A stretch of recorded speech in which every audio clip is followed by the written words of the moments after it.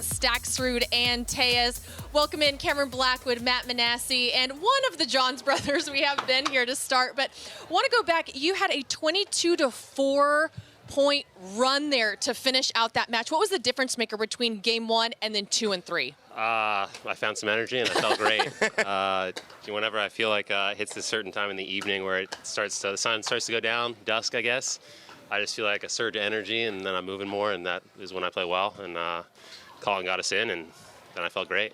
Yeah, you had an 84-shot rally in the first game at 7-all, ended up losing a close game there, 13-11, but it showed that you guys were willing to stay out there a long time. Talk about kind of just that mentality of showing, all right, I'm here. Even if we lose game 1, it's going to take a lot to beat us. Yeah, I think against those guys, they play long, grindy points similar to our style, so it makes for some long rallies for sure. You just got to dig in your heels and have confidence that our style of play is going to win out. I love the matchup between you two. It's always, there's a friendly rivalry. It's chirpy. You get a little more animated than usual. How do you feel playing those guys, and how pumped are you to get through that tough one?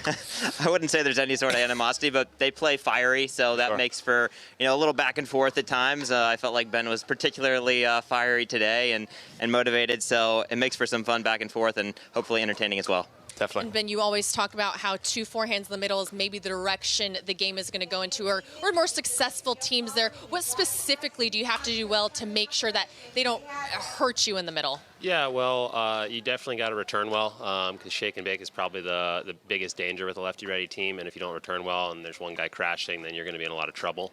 And then I feel like in the kitchen rallies, I feel like we've often played a middle ball strategy to a lot of teams. That's something you don't really want to do to a lefty-righty team. You're more playing to the corners, to the backhands. And then they both speed up well from that corner. So you kind of got to be on the lookout for patterns big time, but you don't really want to be leaving the ball in the middle of the court for 2 forehands. Pat Smith, Jay DeVilliers, big upset yesterday. They're playing against Thomas Wilson and Riley Newman in the other semis. Talk about that matchup and who you're looking forward to playing tomorrow, potentially. Well, that match still has to take place. Whoever's going to take place in whoever's going to play in the final has to earn it. But I would love to see Pat and Jay and their debut back together after a few years off to get back to the final. They're good friends of ours, so we'll be pulling for them. Oh, that's going to be a lot of fun to watch. Thank you so much, Ben, Collin, Johns in the finals tomorrow. We now have women's doubles coming up right after this.